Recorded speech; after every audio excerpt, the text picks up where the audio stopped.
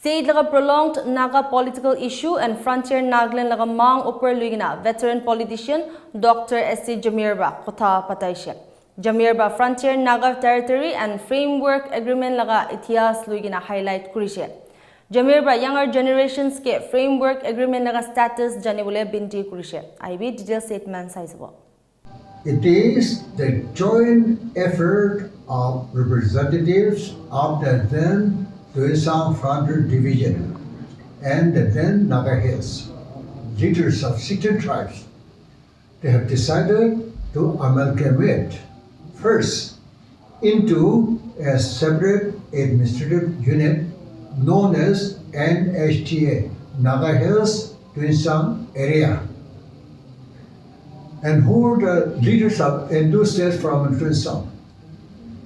Like Yamlongchang, like Chuwasantam, like Loim Chang, like Jingay of Koya, like Namne of this Longling, and then Monokyo, Turji Hanso, then Zibongsi, like Zibongsi, and Hobongki, Tanglong. All those people were there. And they were the stalwart of that point of time. And they had political vision. They had political foresight. That unless Naga comes to same family, it will be strong. And therefore, they fully participated in the debate, in the discussion, in the deliberations on the third Naga People Convention in '59. And it was a unanimous resolution that we should have statehood. And actually credit goes to them for creation of this state of Nagaland. Those 8 tribes, and we also 8 tribes, 16 tribes. Because among the Nagas like Dr. Inkoliba, Chasuke, Vizo, Sashaman, and Jamir, they were the leaders. We were only the young fellow like Chidan, myself, we were only young. But through their effort, this Nagaland was born. And we knew that MPO, now they all MPO, it was called Tuisang Frontier Division. Since it was part of NIFA, then it was only under one deputy commissioner. And the entire administration was carried on by one deputy commissioner and 2 washes. There was no democracy as such. So when they joined NHTA, as NHTA, then when we formed the state, then the full participation of the public also initiated only from that point of time. But since it was economically backward, educationally backward, we have made the provisions for 10 years. They should have a regional council.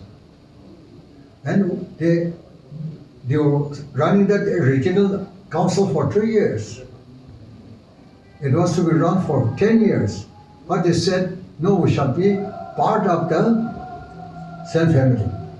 So they themselves voluntarily approached regional council.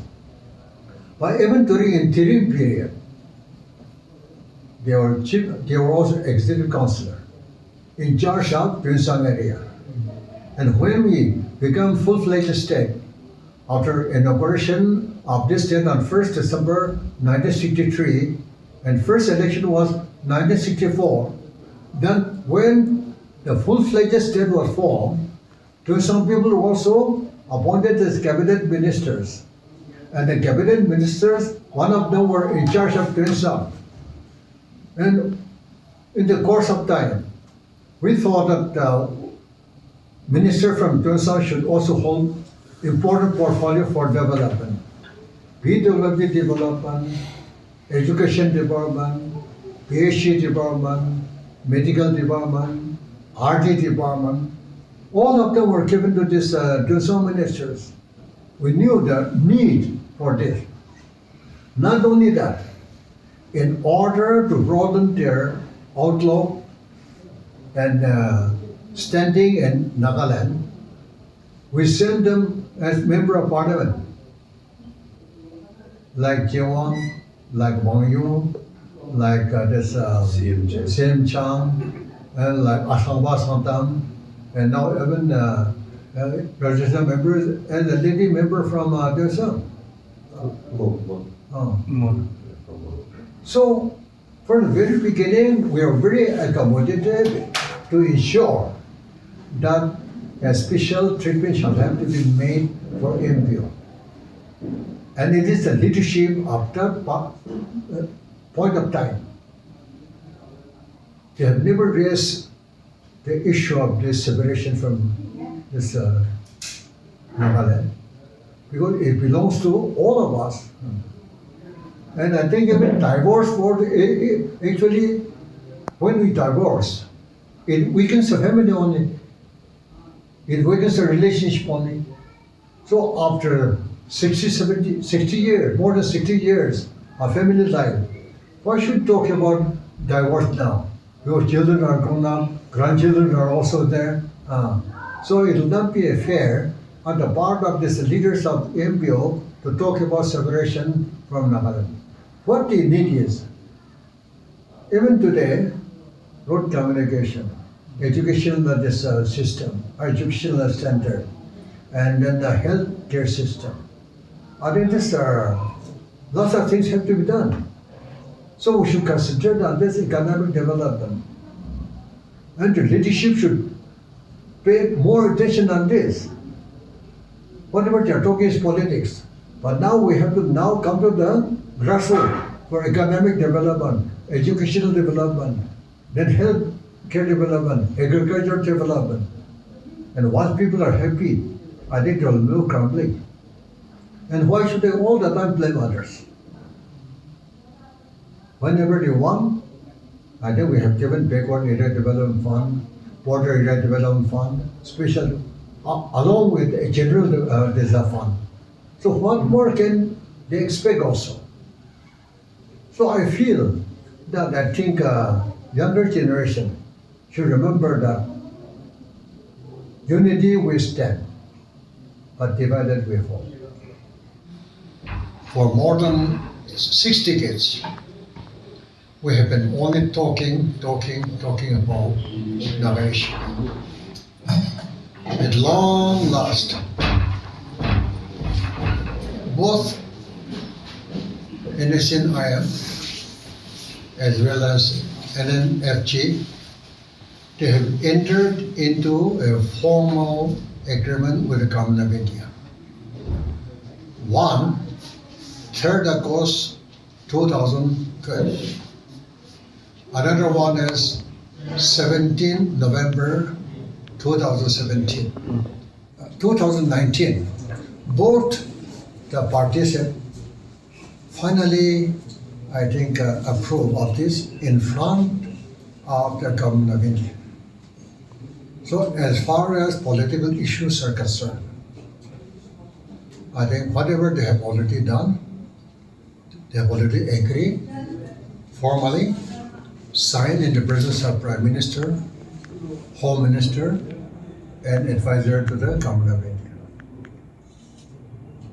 And on that day, they shook hands with each other, they clapped their hands, showing total acceptance of what they have already done. So as far as political issues are concerned, they have sealed on that day. And if you very carefully read whatever they have signed, be it framework agreement or agreed position, neither sovereignty nor integration affair. In other words, the two issues, namely sovereignty and integration, have been dropped from both agreements. So it clearly shows that whatever agreements were made, it has to be within the Constitution of India.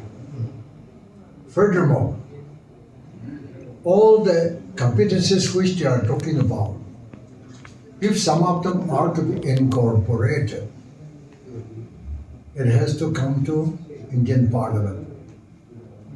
And after discussion, where will it be incorporated? Obviously, Indian Constitution.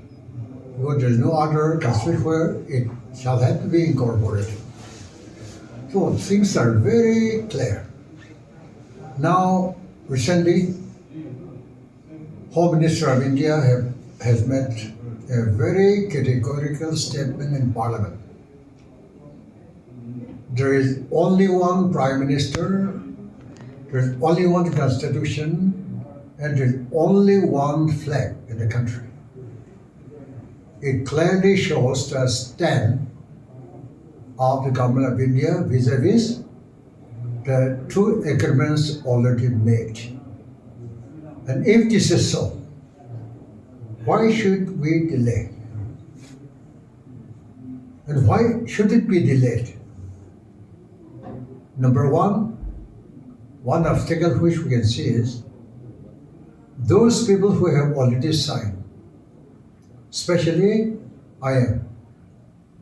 Now they are feeling shy about what they have done.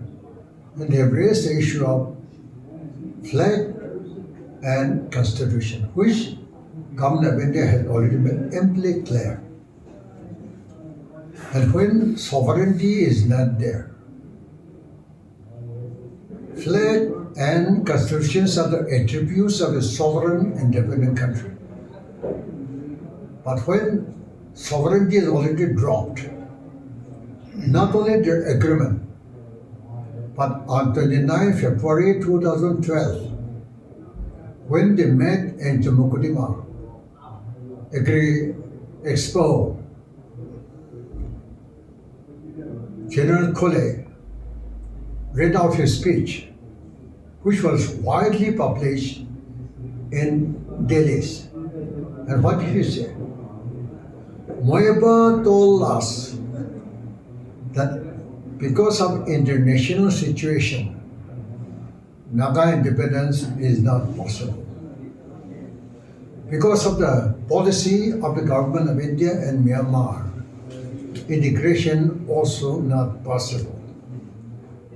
And this was stated in front of all the political leaders, even including Aizapsu, who is no more, but Moima was there, Ketobi was there, and all the leaders. And on that day, no one has raised any objection to that, because it was interpretation of what Moipa told them in their own meeting. So,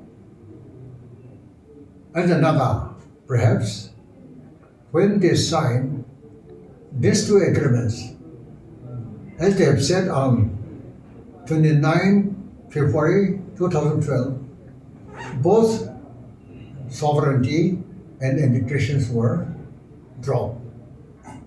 And we are very happy that at least they have shown their honesty of what they have shown or spoken on 29 February 2012. That is the position of what we could learn from what they have said. If this is so, why should they now delay in signing? Because it has become a mockery. In the past, there was only one Naga organization, Naga National Council. Now there are 24 factions. And everyone is claiming that they are exposing the cause of Indian sovereignty. When sovereignty is no more there, when integration is no more there. So the question of raising sovereignty or Nagaland, actually they have already done away with. It is absolutely clear. Now, in the interest of peace, harmony in Nagaland, Government of India also should not shy about what they have agreed to do with these two groups. So also, as leaders of the Nagas, with your honesty, I think they have to now tell Common of India as well as the Naga people that whatever they have done, this was done according to the contemporary political realities. And I'm very sure Naga public, they are not innocent. They know how far can we go, how far can we achieve. And I think if the signatories of these two agreements, if they are frank, Naga people will be too happy to welcome them. And therefore, before election, I think they should finalize this agreement.